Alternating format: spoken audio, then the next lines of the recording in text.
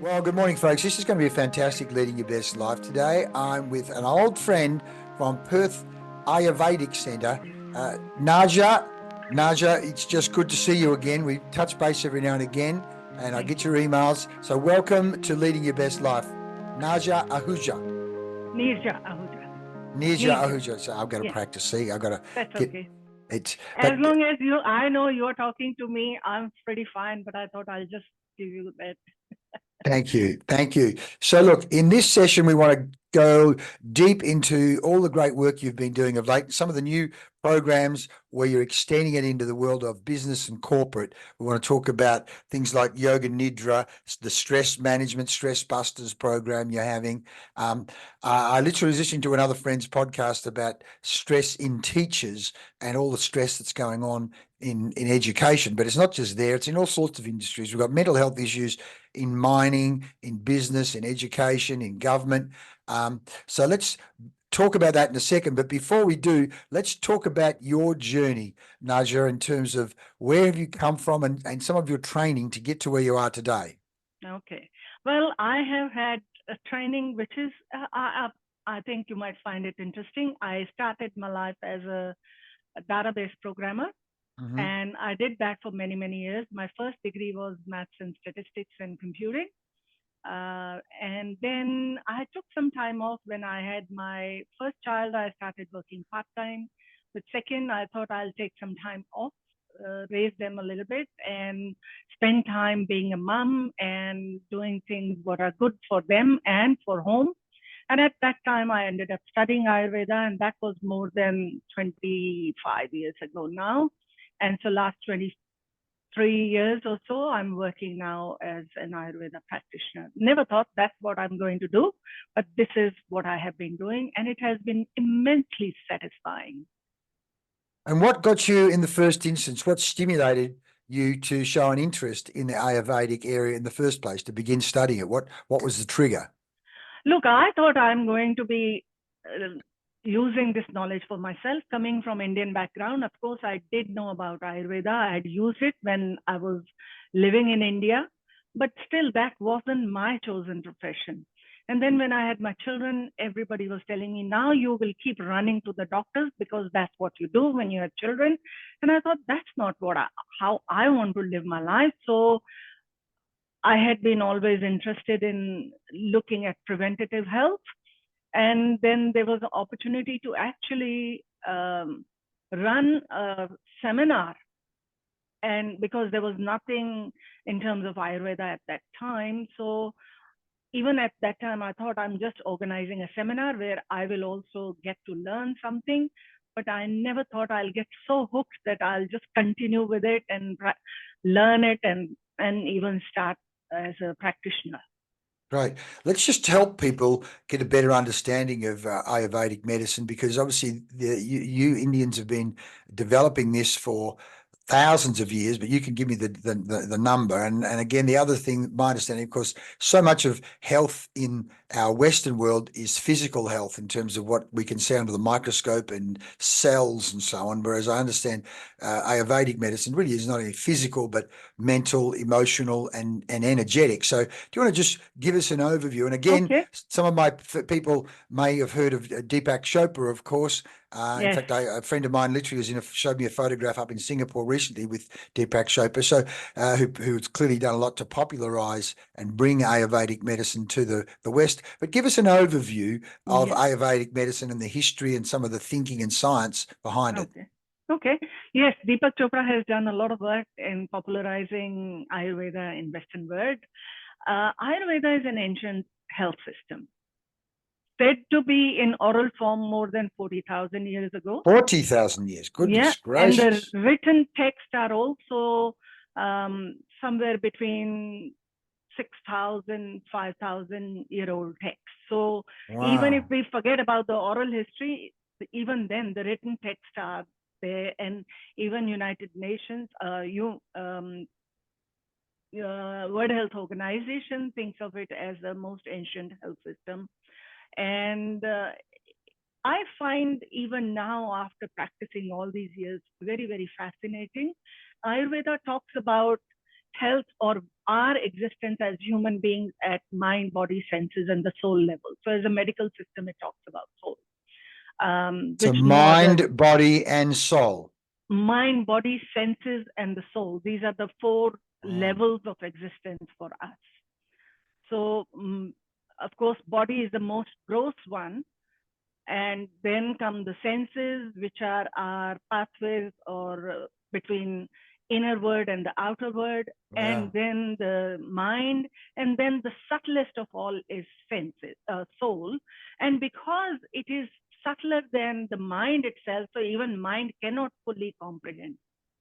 So we can feel certain things, but still it is very hard to express those aspects. And when you think about it, actually, say when I'm using sentence in my general day-to-day language, my mind is frazzled. So when we think about it, who's saying my mind is frazzled? There is a sense of that ownership of that even mind. So you can call it whatever word you want to call it. But Ayurveda talks about existence of that. In fact, that is then the director of our life. If I say when my head is hurting is one, who is that I? So there is something, and it is there in our day-to-day language, actually, when we start thinking about it. But Ayurveda as a health science talks about that health needs to be at all those levels. Health is not just physical health, that what you were talking under the microscope, you check and you can see something. But think about somebody, or maybe we have experienced by this age, or people who are constantly, there is a low level anxiety, for example, which is very common in today's world for a lot of people. Now, it may not be showing up as a particular disease, but they are aware of this low level anxiety. If they go to a medical doctor, probably they'll say you have nothing. But it is not letting us live life fully. It is not letting us live to our own full potential. It is coming in the way. So Ayurveda will explore and see what could be the root cause and how can I remove that as a preventative health. It may not be showing up in my blood test reports. It may not be showing up in physical domain as a label of a disease that I put on, but it is affecting my life. It is affecting my relationships. It is affecting how I am experiencing life. And we know that. I think everybody has experienced, leave alone very young children, but by the time we are adults, we have experienced some of that at some point of time or other. So medical system may not term it as sickness, but Ayurveda will still look at it, how to remove that so that I can experience life as fully lived. Yeah. As you say, not letting us live life fully. That's exactly what we want to be doing, leading your best life. How do we lead our life fully? And as you say, as soon as you start to say there's mind health, there's body health, there's senses health, and there's soul health. Well, if you say the four levels, and there's health at each of those levels, and at the same time, preventative. Like even the other day when I had a little chest infection, and I said to you, I'd got some antibiotics to try and knock it on the head quickly, and then you said, boil up some ginger. And I literally have been doing that in the past week. That's become my drink of preference. I've got a tea bag of ginger and lemongrass in the bag, but I've chopped up some ginger and put in the hot water as well. And I've got to say, as you say, so much of this ancient medicine, whether it be ginger, you talk to me about turmeric. There's all these powders. In fact, when you and I did some treatments years ago, now all these different powders and treatments, and goodness knows I had bags of this stuff. Talk about some of that, because as you say, if people have been experimenting with these things for 40,000 years, clearly they're going to gather data on what works. And not only that, I know in terms of Ayurvedic medicine, you guys talk about different body types and different metabolic types. So do you just want to touch on some of those things in terms of giving people an insight? Okay. So lot of kitchen things. Like I spoke that day to you about ginger and turmeric that you're mentioning. Now, they do a lot of things. They do work on the physical level, but even there are things that work at the mental emotional level. Like I continue to talk about that because I find that is something that my patients come here a lot for as well. Now, say if there are frustrations that are adding up in my life or anxieties that are adding up in my life. I know I don't want to be anxious. I know I don't want to be frustrated or irritated by life or things or people or circumstances, but there's no switch to physically switch off that now I switch off, like I switch off the light and, or on, but these are intangible things. And how do I reach that intangible? The pathway is still through tangible. So the correct diet for your body type, if as you're mentioning, or for your imbalances based on current imbalances as well. So using those kind of diet things and lifestyle things like when say you are anxious, best foods are warm and moist and slightly oily foods like porridge, like soups. They are good things to do, and they will affect, and you can try it out, or people who are listening, they can try it out. When they're anxious and stressed, eat foods that are warm and moist and slightly oily, and avoid cold and dry kind of foods. No dry biscuits at that time or crackers at that time, or no cold salads at that time, but soups and porridge will really work in calming down and nourishing the nervous system. So knowing the science of life, which is what Ayurveda means, I can reach that intangible through the tangible means of food. Wow. Or through the meditation, or through some breathing exercises, because they are the ones I can learn to do. But I don't have a switch to switch off my irritations or anxieties or worries. Right? So choosing foods to favor, foods to avoid, exercises to do or not do, based on who uniquely you are. We can change all those things. And that's what Ayurveda has been pretty good at. And so anxiety could have been, say, thousands of years ago, it could have been the tiger that would be around. But today it could be the share market or the boss, right? Yeah. But the thing is, people are still getting anxious. Of course. People are still going into fear. So we are working on those fundamental principles of how to balance. Yeah. And as you say, different body types, different metabolic types do respond in different ways. You reminded me of the podcast I'm listening to this morning. A fellow had done a lot of research on stress in teachers. They're saying that teachers are something like 2 to 6 times more likely than the rest of the population to be stressed, and then all of the mental health issues that go with that. And he said, well, clearly, as we say, it's not what happens to you, it's how you respond to it that counts. And if you have a higher level of anxiety, even a minor problem becomes a major problem. It's very easy to turn, molehills into mountains because you're already stressed. Whereas if you're operating at a lower level of anxiety or even quite relaxed, so as you say, being conscious of things like diet, sleep, meditation, breathing. Another podcast I was listening to this morning, a guy who's a free diver who can actually hold his breath and swim, I think, 200 meters underwater. The whole power of that carbon dioxide as a trigger, where people are over breathing too much through their mouth, not enough through their nose. In the Western world, this is still relatively new. The power of slowing down breath, holding breath. Essentially, if again, 40,000 years ago, they weren't saying it's all about CO2 balance and getting your CO2 right and not over breathing. But somewhere in those 40,000 years, they worked out in slowing down the breath and becoming conscious of breath and using breath as part of meditation and yoga, something magical happens in terms of your ability to cope with life, or even, as you say, lead your best life. Let's just talk for a second at some of the points that you've learned over the years just about breathing and what breath does. Okay. So now let me ask you something to reflect on before I answer that. Mm-hmm. Have you ever noticed when you are stressed or anxious about something, what kind of breath is there?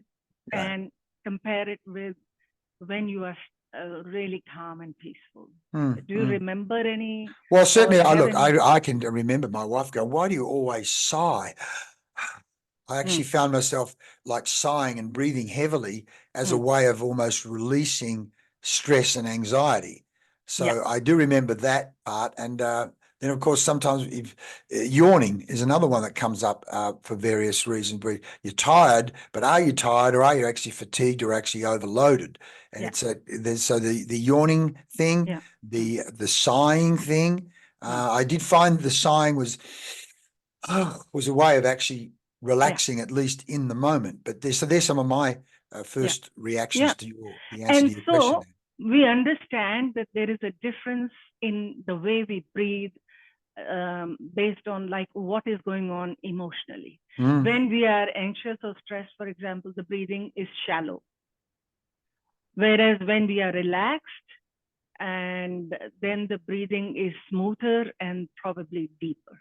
Now, the opposite is also true. Say if somebody is angry, again, the breathing is shallow, right? If you are really angry and upset, the breath is faster and shallower. Now, we know people say that, oh, I don't want to be angry. But when we are angry, it is very hard to not be angry in that moment, right? Even though I would like to, but it's very hard to put a hard stop on it. But what is easier is, because we know the other opposite works as well, what we do is, instead of focusing on the anger and the emotion, what we start doing is focusing on the breath and make it deeper and slower. And it is not possible to breathe deeper and slower and remain angry.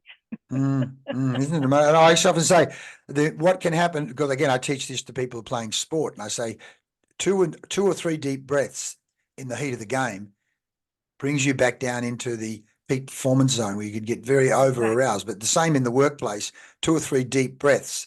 Now, you know, if you've got a bully principal and or a shocking workload, 2 or 3 deep breaths are not going to change the principal, but they will change your response to the principal or the boss or the workload. Yes, exactly. And that is something, if we know, and I think like what you're saying, we do know intuitively some of these things. But as a health science, when we are learning about, this is the science of pranayama, or so managing or working on the breath. So when we learn that, and not doing only at that time, but as a practice, then whenever there is need, we will innately go towards that. Or we are working on preventative health.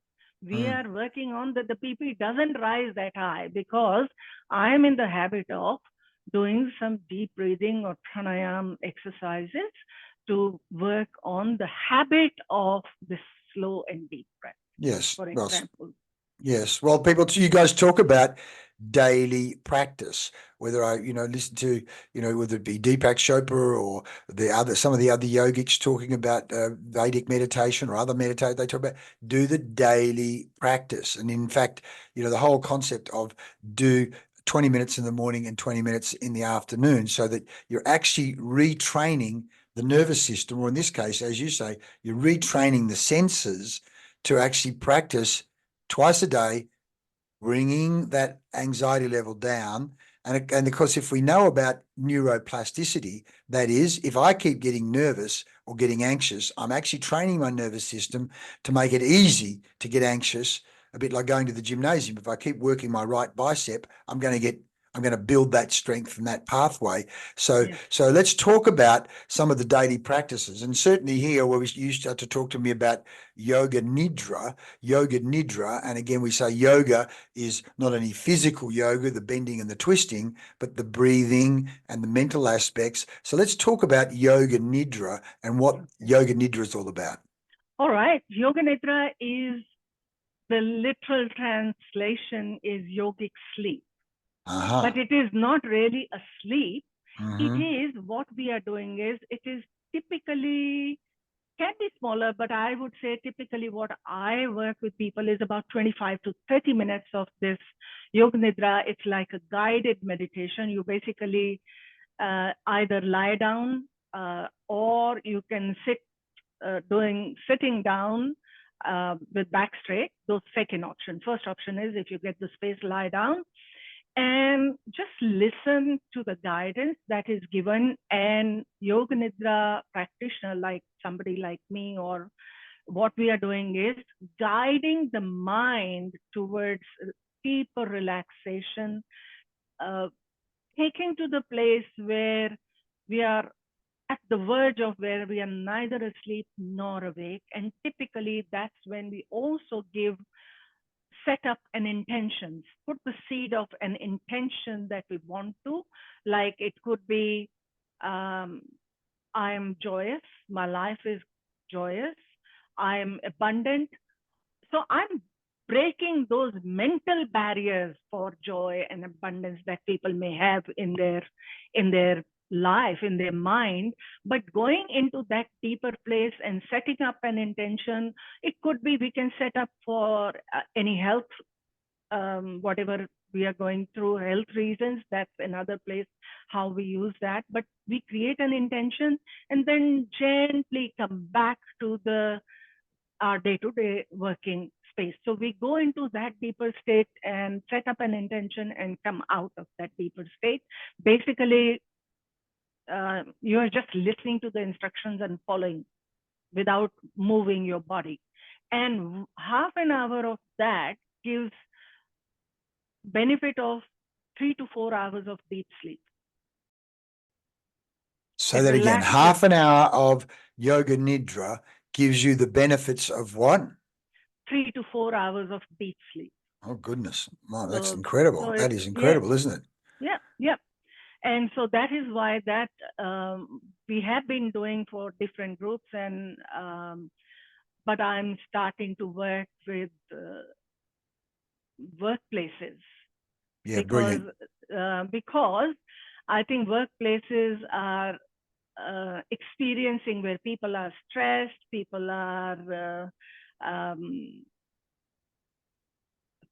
looking to focus. That could be another one, that it works on increasing the focus and concentration, because we are setting that intention, because we are so deeply relaxed, it gets easier. So doing some of those things are very, very useful at workplaces. And because Yoga Nidra can be done easily as a group level. So I'm finding that there are workplaces who are wanting to include that as their employee wellness program.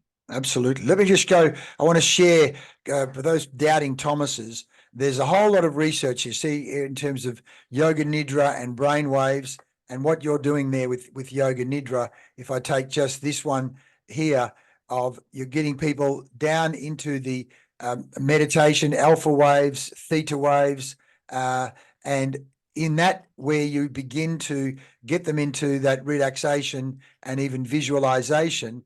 And then when you're beginning, A, they're relaxed, but then B, if you're doing a guided meditation and helping them with affirmations or guided suggestions. Again, of course, in sport, people have been doing this since the 1930s and 1940s, relaxing and then imagining running the race or the sailing race or whatever the competition is, imagining. In fact, Michael Jordan said, I never played a game I hadn't first dreamt in my mind first.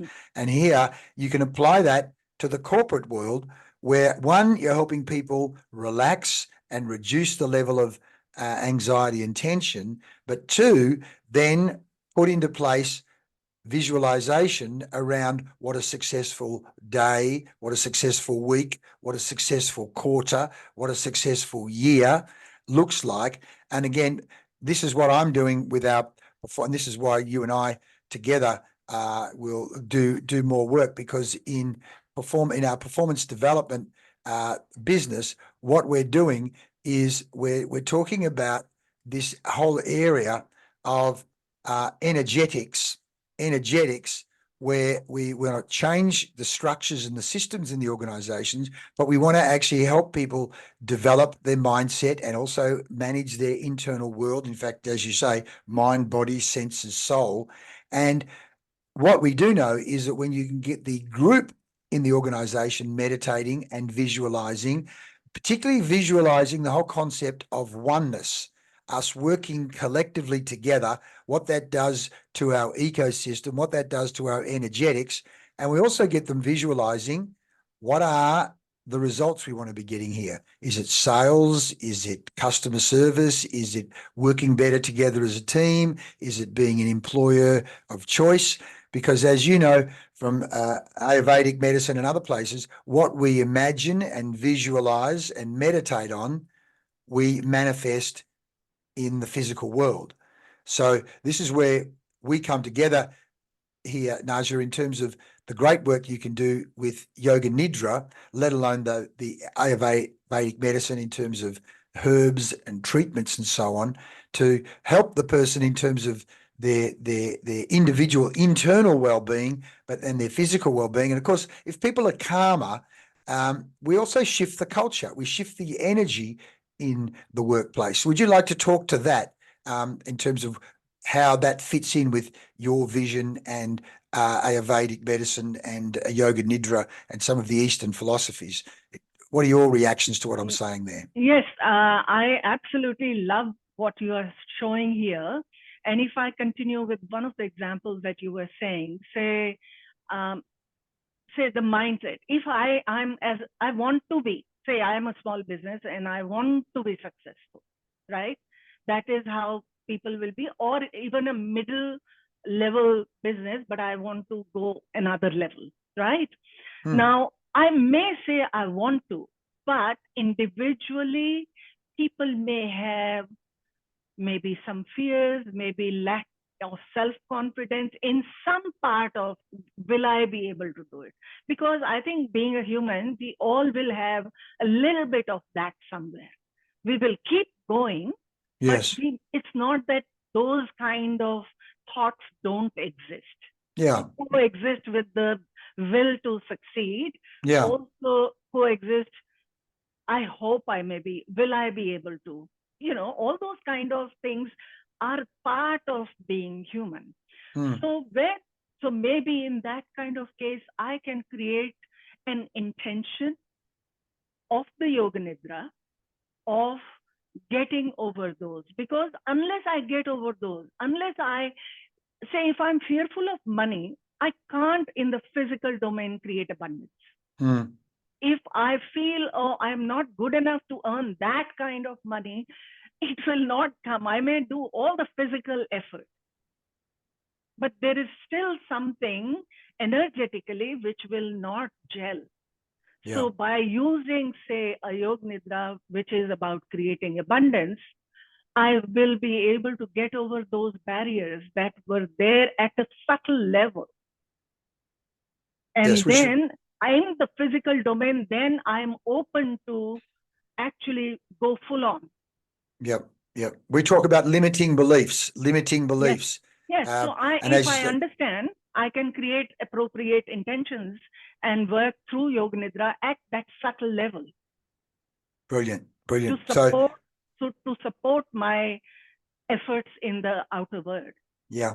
And in many ways, this here, personal development is like inner world, outer world, as you say. What we often find in organizations, people want better performance and they just focus on strategy and systems and, you know, performance management systems, and even maybe they touch on culture, but it's actually when you can actually activate unlock the potential of the people, particularly in terms of their mindsets, their beliefs, their paradigms, you know, Exactly. and you get them to be focusing on their own internal growth. We say that the organization can't grow until the people grow. One of the quickest ways, as you've just said, the quickest ways for the person to grow is to identify their limiting beliefs and then use ancient science to unlock those, unleash, burn Yes. them almost, you know, in terms of, I think that's part of yoga, there's a word burning some of those old beliefs and unshackling yourself. And you can't do that by just reading a book. You actually need to, No. you know, It's like same saying, way, like you can't learn swimming by just reading books. You have yeah, to jump into the water. yes, absolutely. So you have to jump into the life. You have to jump into your own subtle subconscious, understand who am I, what are my challenges, what are my strengths. Yes, yes, Then only I can, and have that clarity of perception. Then only I can move towards where I want to be, and knowing what work I need to do. yeah, absolutely. Well, look, while we're talking about that, let's talk then about a couple of case studies or examples where you've been working with people over the years in business or even corporate groups or executives to go, they came to me and they had these problems and we went through a process and the end result was like situation A, situation B. Give me an example of like a person that's come to you and the journey they've gone on. Yes, there are so many. Actually, more or less, I would say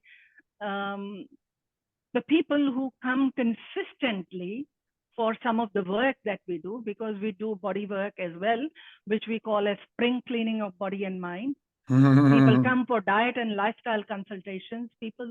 So for those kind of things, the people who come regularly are because they have had access to that kind of benefit, because they found that they had probably had come for some physical health issues, but what they discovered was the barriers of the mind. It's a spring cleaning of mind, of body and mind. I love it. Spring cleaning of the body and mind. Marvelous. Yes. You think of how we do spring cleaning of the house, and it feels different. Even then the mind afterwards, after cleaning the physical domain, feels different. But it's hard to do the mind cleaning. If I've decided at some point of time, maybe I was 3 and I decided all men are like that or all women are like that, we don't even realize how it is affecting. Or if I made up my mind at some point of time, I am not good enough to reach a certain place in my work, then I will live only up to those expectations. Yeah. I will not go beyond, because Yeah. I have never explored what is possible. Yes. And how do I overcome that? So self-imposed limitations. yes, and I find even through body work, like I was saying, to reach the subtle, we take the pathway of using the gross body, diet, lifestyle, right? Because there is no access to get over my fears as such. There is no way I can switch off my fears because I want to. Everybody wants to switch off their fears and their anxieties, but we all have, at whatever levels of existence we are, right? So when people come to me, I have worked with CEOs of the companies, I've worked with people in very high positions, and I've worked with people who were doing at a very basic level in their workplace. But when they are coming to me, they're coming to me as human beings. Yes. And what I have consistently found is they get up from the table after the treatments and they are feeling different. That they can suddenly see life is good, that the grass is green, the flowers are looking beautiful, all those things which they kind of had become, they had stopped looking at those things. Yep. And also, of course, then they have found suddenly the solutions to the problems that looked insurmountable, that looked too hard. But because they're waking up from a different mindset, suddenly they get, oh, yes. So they have access to that inner potential that was there because they have broken those barriers of I can't do this way or I have to do only that way. So I have got so many people. I'm like, maybe I can tell you one of the recent person who is working at quite a high position in a mining group. And she had come to me for her physical health. But now suddenly she's telling me about her breakthrough, not only in the physical health, but in her communication with work colleagues and the kind of diet she's having now and the kind of conversations she's having at home. Fantastic. So they were the bonuses because she hadn't come for any one of those. Yes, yes, yes. But she had come because she had some physical health issues. This is amazing. So she's come for the physical health, but ended up with all these other bonuses. And this is where she's gone. She's gone to Perth Ayurvedic Awareness Centre. And here it is, folks. So it's at ayurvedic-awareness.com.au. And the person has done some of the treatments. So I'm just going to these are all these Panchakarma treatments. Yes, that's the one I was talking to you for about. emotional well-being.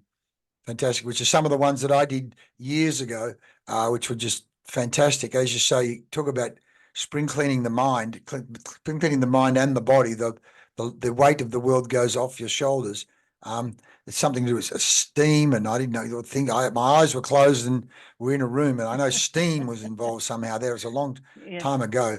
I must come back and do them again by the sound of it. But again, it's about having the mindset that says, I'm going to invest in myself. My health is important to me. You've got to have that decision.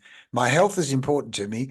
And particularly if you're in a leadership position or, you're a parent, if life's getting on top of you and you're stressed, then years ago, I said to one of my clients who was a marriage counselor, because he was, he did fantastic work, but had trouble kind of getting people to invest in their marriages. And I said, look, the question you've got to ask is, say to the person, what would it cost you if your marriage broke up?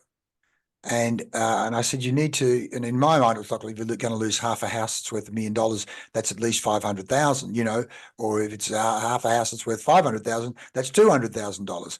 And the first person he asked the question to, expecting, a financial number, he said, well, what would it cost you if your marriage broke up? He goes, it would cost me my life. I went, whoa.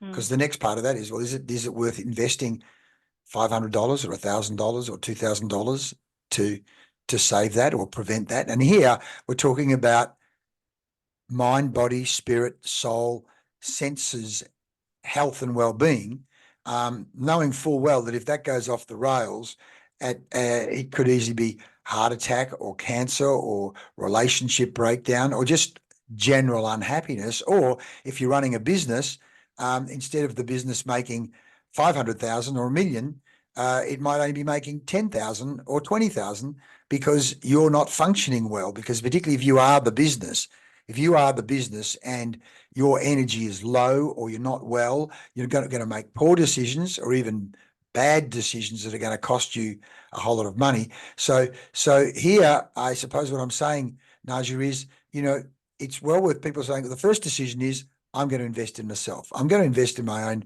mind, body, physical, senses, well-being. And they can come and do that by, as you say, coming to your website and booking one of these treatments. And here you've got a Yoga Nidra, where, as you say, these days you're doing Yoga Nidra. Did you say, was it a course, an online course or groups? Tell me about that. No, we have got just opened up a library. People can take membership of that. And so it's a subscription based where there are few Yoga Nidras are already there and more are being added. Plus there are live sessions time to time where I will be actually there in the group and we will be doing this. But also I am starting to work with groups, businesses, corporates, where we are running sessions for them. And so their staff could be there. And 1 hour session, just like people book in their yoga class, they come to the Yoga Nidra session, where we run this Yoga Nidra there for, it could be 30, 35 minutes plus time for questions and sharing. And like I was telling, that a half an hour session is equivalent to about 4 hours of deep sleep. So Wow. one is it is relaxing, and we can set up, for example, Yoga Nidra for de-stress or for a high productivity, where I'm working to my full potential. If we are all working at that, or we can set up as a group's intent for commitment to, say, our vision for the business. For example, I'm giving you some examples, but we choose subjectively. We talk to people what is the right one, and then right intention to set and do that. And you know, if you look at, there have been quite a few comments on my website as well for the people who have done those sessions. But if you can go Where does that, where will I, where, actually, first, if you go to the Learn Ayurveda, if you go there, you will see the live workshops. Where would that be? There are learning options, live workshops, self-paced learning, so if you free go learnings. Go to live workshops, let's see. You've done a great job with this. You've made some great progress over the last year or so. This is the Ayurveda programs. And if you go to all programs, actually, where do I show you? All courses? Yes, all courses. If you go to all courses, you will see the YogNitra Library. So this is what I was talking to you. This is for individuals to join that. Yeah. But corporates can do, say, they can choose to have once a week, once a fortnight, or whatever for their staff. Great. Or whatever level they want to, depends on the staff size. Yeah. Then we can run in course, you know, that session individually for the whole group itself. So, but otherwise individuals can join this library. And of course, there are a few other courses that we have. So Ayurveda Appreciation Program is our upcoming 10-week program, where we teach the fundamentals of Ayurveda. Foundation Training in Clinical Ayurveda is a 1-year course. So people, if they want to really go deep into that, or other health practitioners and GPs have done this course, and few other free courses are there as well. Fantastic. Well, there's plenty of things for people to do there, Neerja. Great work, great work. Thank you. So I can see continue to evolve and expand just the way it should be. So just on that, let me ask you a couple of questions. What motivates you? What motivates you, Neerja, and why? What motivates me? I think, if I can say, like I was telling you, my first degree was maths and statistics and computing, and I loved that job. But since I have moved to Ayurveda, I take it as that this is my purpose. So this is your calling, huh? This is my calling. This is my purpose of life now. So it continues to motivate me. I am in awe when I see people transforming their lives. Yeah. Like I was, you know, and I have that opportunity, and it changes me too. So I'm also privileged to be in that place where I watch people growing. I watch people transforming, and that affects me in my transformation happening as well. So that just keeps on motivating me. Everybody here who comes leaves their mark on me as well. Beautiful, beautiful, beautiful. Let me ask you this question. What does the term spirituality mean to you? What does spirituality or inner world mean for you, and what have you observed in other people in regard to touching that spirituality factor? Look, I don't want to go too much into philosophy about the spirituality, but I think we all know we are more than just this body or even just this mind. We all have a sense, like I was saying, it is there in our day-to-day language, even if we haven't reflected a lot on it. But when I'm saying my head is aching or my mind is puzzled, there is somebody beyond, something beyond, the owner of this. And so there is something more. And we all know how it feels when we are connected with that. And we know how it feels when we are disconnected with that. There are certain truths that we all know. Talk to anybody. We all know love is much more powerful feeling and experience than, say, argument or fight or even hate.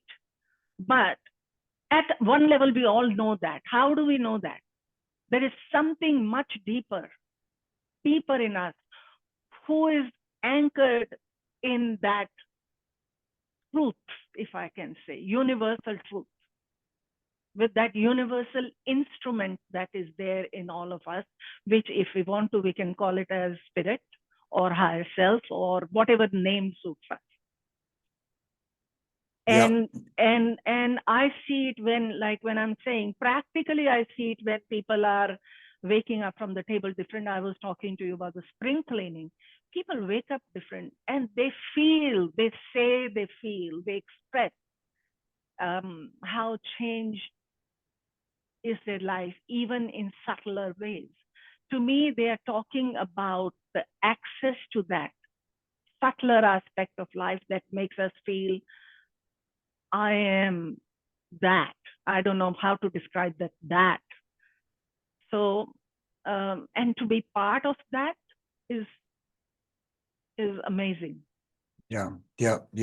What I'm doing right now is I'm going to just share the screen, because part of what you and I are doing that we tend not to talk a lot about, but it really does link into when you're changing vibration and changing thinking, where you can get people moving out of these below the line areas around anger or desire or fear or grief or even worse, apathy and guilt, and get them into courage, willingness, intention, acceptance. There's a whole lot of work.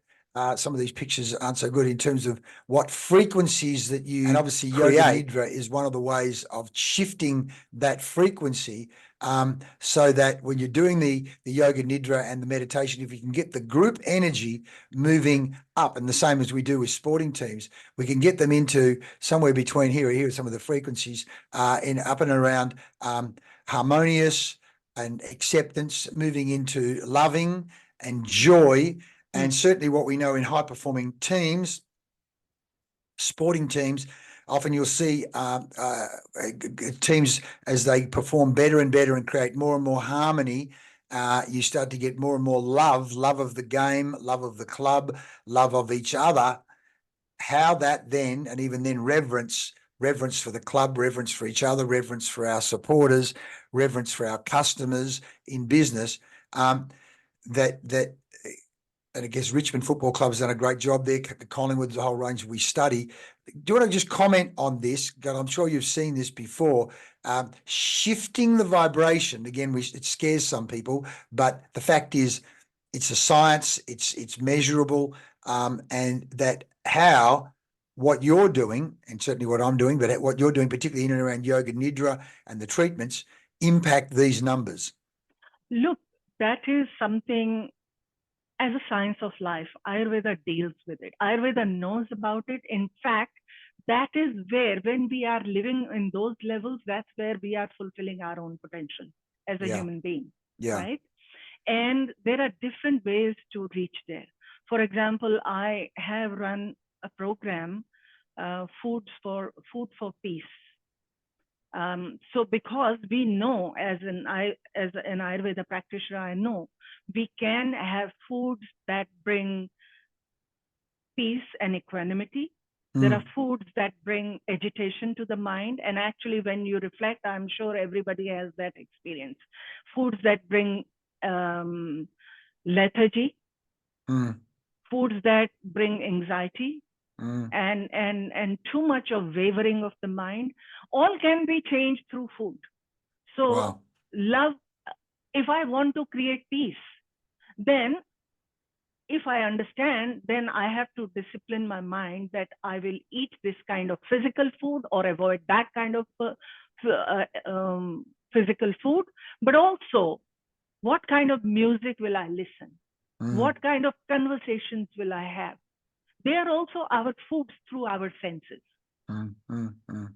So And they're all Ayurveda, conscious, as you say, become conscious choices, conscious Yes. choices rather than unconscious choices where I just eat because it's there or listen to that because it's on the radio or, as you say, have this conversation because I'm talking to someone who's negative. So I start being negative versus hang on, that's not helping me having this conversation. Yeah. Yeah, it's like anything. Success is not accidental. It might start with a spark somewhere, but to maintain that, you have to be consciously putting effort in any area of life. Yeah. So if I want to have a life that feels like I have succeeded, not just in one domain, but in all domains, then those higher level frequencies are where we want to be. Yeah. So right? understanding, reverence, serenity, bliss. Yeah. So we're operating at that level as Yeah. distinct from down around here, regret, despair, blame, Yes. anxiety, Yes. way below the line. So very low frequency. And so as you say, things like your treatments and yoga nidra and the food and the music, particularly if you're a leader of an organization, it comes back to what I was saying here in terms of our model of becoming very conscious of what we're doing in terms of this area here, in terms of the environment, the culture, and limiting beliefs and so on. Mate, fantastic. Neerja, this has been a fantastic interview. Let me just ask one more question I like asking my guests. What does the future hold for you and your business? Tell me what's next for you as you keep moving forward and evolving and expanding. I am creating that I am able to contribute to people's lives all the time. That is all I am creating, because for me, my success as a human being or as a business is, there are few things. One is the happiness that gives me. Other is the sense of contribution that it gives me. And then it enhances my own confidence in what I'm doing, because people are coming and giving me feedback about how they are. How it is like lighting candles, more candles. And it is encouraging me to keep going. So, and I don't see me slowing down in that sense, even though it is also helping me bring a balance in my life, that I can do all that, but I do have time to go for my morning walks or my meditation or my hobbies while I'm doing. And if I can create this for myself, I'm in integrity in teaching to people about that it is possible and it is doable. It does require conscious effort. It is not accidental. One is I've created that this is where I want to be and I want to go. And that means once I've created that path, that is the path that I'm taking and I'm going there, that means I'm trying not to go there as well. That's how it works. Yes. So what foods I eat, what foods I favor, what foods I avoid, what exercise I do all those things as well. What music I listen to, what conversations I have, what podcasts I hear. And it all affects when I'm talking to my client and saying, this is how it is, or this will work for you. Well, you're reminding me, as a data processor, you would have heard garbage in, garbage out. So, you know, in terms of the system. So the same being with, as you say, the food we eat, the conversations we have, the music we listen to, how much news we immerse ourselves in, garbage in, garbage. Hard to have a high performing system if we're putting a whole lot of junk in, eh? Yes, and I remember, I think it was Gandhi who was, some lady came to him and said, "Tell my boy he takes too much sugar. Can you tell him to stop? He will listen to you." He said, "Come back in 2 weeks' time." So 2 weeks' time later, when mother went with the son, and so Gandhi said, "Son, don't take too much sugar. It's not good for you." So the lady said, "Why you didn't tell him that 2 weeks ago? You just said this." And he said, "Yes." So he said, "2 weeks ago, I realized I'm also time to time taking too much sugar." Yeah. Yeah. So 2 weeks I worked on me. Yeah. So work on you, work on you. Fantastic. Exactly. As we move to a close, is there anything I haven't asked you or any points that you'd like to make before we wrap up? Anything that we've missed? You have been very good, and I'm really enjoying talking to you. I think, we can continue, but I think you have been pretty good and comprehensive. Great. Thank you. Thank you. Thank you. Look, and what we find sometimes around an hour is about the time people, not only that, you can take parts of this and edit it up and use it in small chunks as well. Like a teaspoon of turmeric or a teaspoon of ginger there. Neerja. Look, Neerja, let's remind people again of your website. And as you say, so many great things that you've got there.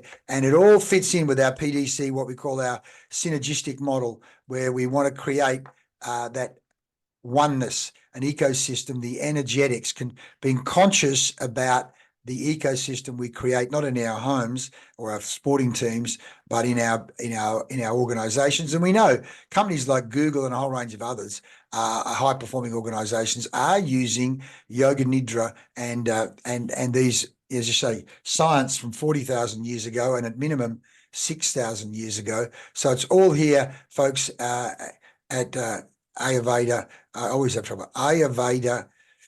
What is Ayurveda awareness. Yeah, what Vedic? What does that mean? Vedic. Ayurveda is made up of two words, Ayu and Veda. So Yep. Ayu is life and Veda is for science. So it is science of life. Right. The How science to be so that I am not living at the survival level, but I am living as a being at the level that I'm fulfilling my potential as a human being. Yeah.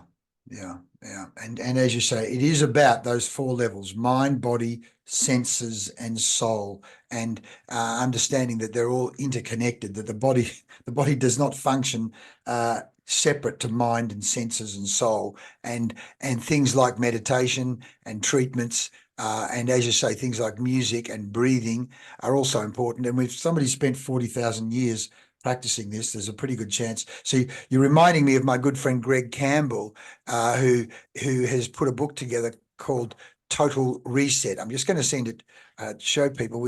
I did a podcast with Greg a number of months ago, and Greg had been to the ashram.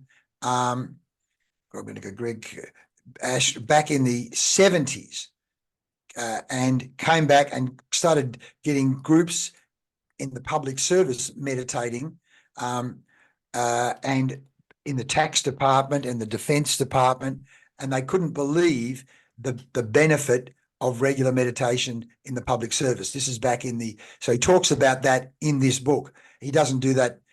He does his own meditation now. That's not what he does now. He spent 30 years with the Aboriginals, again, at minimum, 65,000 years. And so much of the ancient science, whether it be Aboriginal here in Australia, or as you say, 40,000 years from India, there's so much we can be learning today about the connection with our inner world and our connection with nature, and bringing ourselves back to that state, which means we can perform at our optimum. So Neerja, let's continue to work together. We'll get this information out to the corporate world.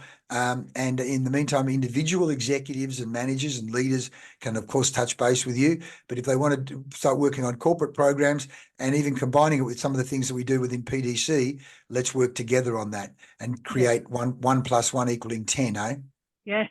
And I'd love to get connected and work with you. Thank you. Okay. Thank you. I'll see you again very soon. Thank you. Bye-bye. Bye.